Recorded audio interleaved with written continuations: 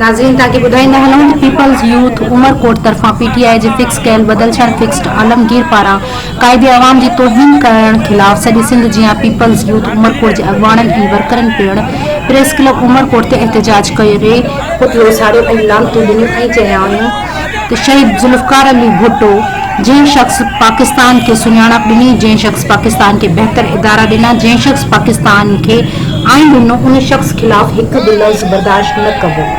Report दर्शन जी भी मुताबिक peoples party youth Umarkot ढक्कन चोर खिलाफ प्रेस क्लब उमरकोट अॻियां एहतजाजी मुज़ाहिरो कयो। ढक्कन चोर आलमगीर के चैलेंज था कयूं त तूं असांजे क़ाइद शहीद ज़ुल्फ़कार अली भुट्टे जी तस्वीर जी तौहीन कई।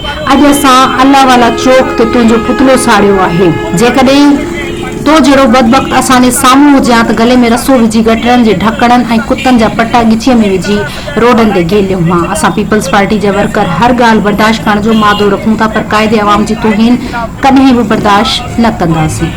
असां पीपल्स पार्टी जा जियाला अञा ताईं ज़िंदा आहियूं। पीपल्स पार्टी जा जियाला अञा ताईं वेठा आहिनि। क़ाइदे अवाम खे ज़ुल्फ़कार भुट्टो जे चाहींदड़ अञा ताईं वेठा आहिनि। आलमगीर खे मीडिया जे पसंदि सां ॿुधाइण था चाहियूं। पीपल्स यूथ उमरकोट जे दोस्तनि सां ॿुधाइण था चाहिनि, मैसेज था ॾियणु चाहिनि त पंहिंजी हक़नि खां, पंहिंजी हरकतनि खां, पंहिंजी जेको परवरिश याफ़्ता जेका हरकतूं उन्हनि खां बाद अची वञनि। असां पंहिंजे क़ाइद जे ख़िलाफ़ हिकिड़ो बुरो लफ़्ज़ बर्दाश्त कोन कंदासीं, कोई बर्दाश्त कोन।